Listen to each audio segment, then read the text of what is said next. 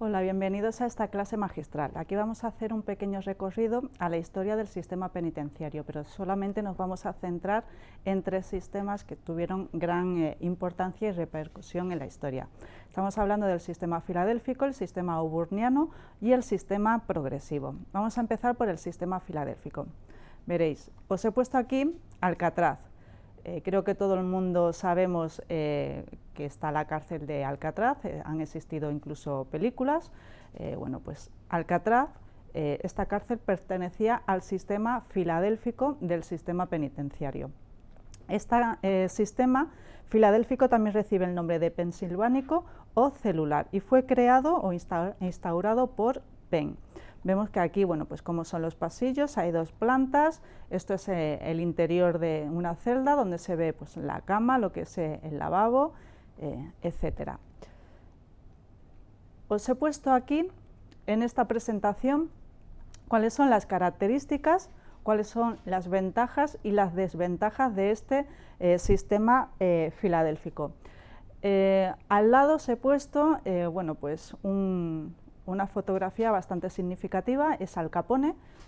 Me ha parecido bueno, pues interesante que la tengáis, pues que Al Capone estuvo en esta cárcel de Alcatraz y veis aquí pues cómo era su ficha de preso, de interno de este centro penitenciario, donde se tenía que poner una foto, se tenía que poner una serie de características, sus huellas dactilares, etcétera. Lo podéis encontrar en esta página que es está muchísimo más amplio.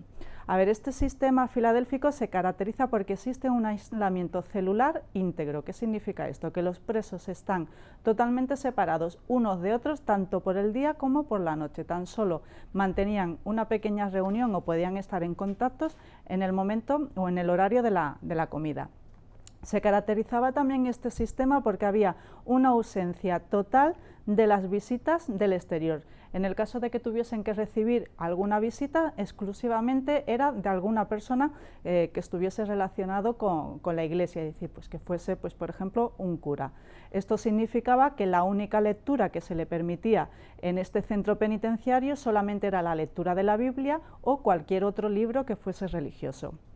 ¿Cuáles son las ventajas de este sistema? Bueno, pues evidentemente si unos no se relacionan con otros, pues hay un completo orden. Eso evita que hubiese fugas, pese a la película de Alcatraz, pero normalmente las fugas, bueno, pues son casi imposibles. Otro de las ventajas es que acogía a presos de cualquier tipo de peligrosidad. Lo que pasa que esta ventaja se puede convertir en una desventaja. ¿Qué significa esto? Bueno, pues que si están unidos todos los presos de cualquier tipo de peligrosidad, en el momento en que van a ir a ese horario de comida, todos los presos peligrosos estaban junto con los no peligrosos y bueno, pues existía ahí un cierto desequilibrio. ¿Cuáles son las desventajas de este sistema? El principal, debido a ese aislamiento celular, es el sufrimiento de la soledad, es decir, todos los presos estaban completamente solos y eso significaba que tuviese unas graves deficiencias o unos graves perjuicios tanto en la salud física como en la salud mental.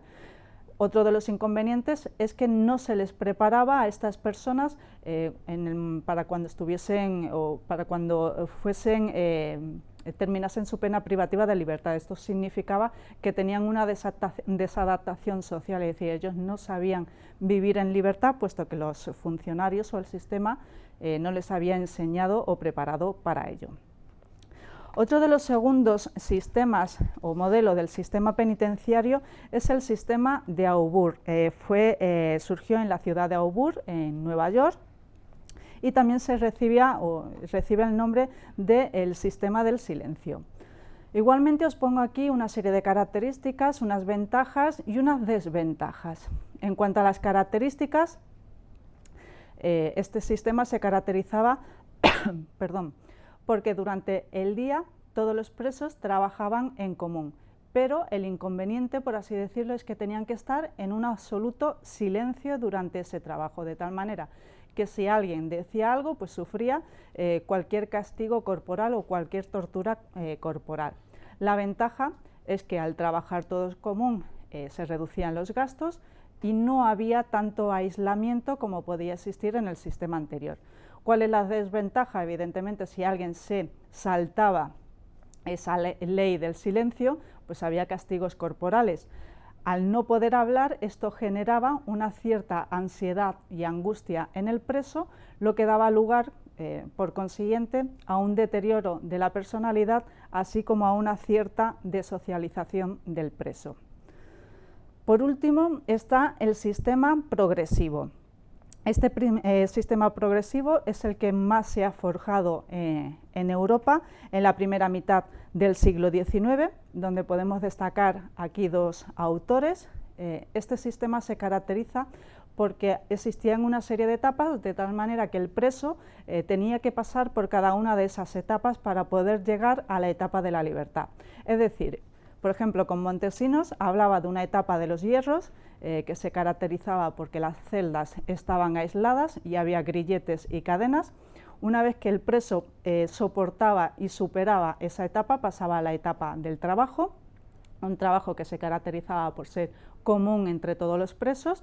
Ahí estaban unos determinados meses, un determinado tiempo. Una vez que termine esa etapa, pasa a la etapa de libertad intermedia, donde se empezaba a dar permisos de salida a aquellos presos que evidentemente habían tenido un comportamiento más adecuado.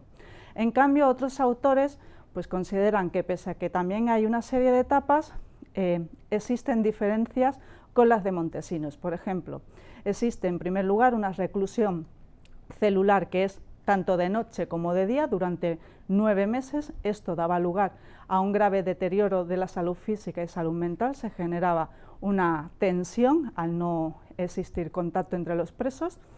Una vez que pasaba estos 9 meses, pasamos a la etapa del trabajo, donde durante el día podían trabajar, pero bajo la regla del silencio del sistema anterior de Auburn. Y una vez que terminaban esa etapa del trabajo, bueno, pues pasamos a una libertad condicional por un determinado tiempo para poder llegar, lógicamente, a una libertad definitiva, pues a aquellos que se habían comportado medianamente bien dentro de este sistema penitenciario progresivo. Muchas gracias.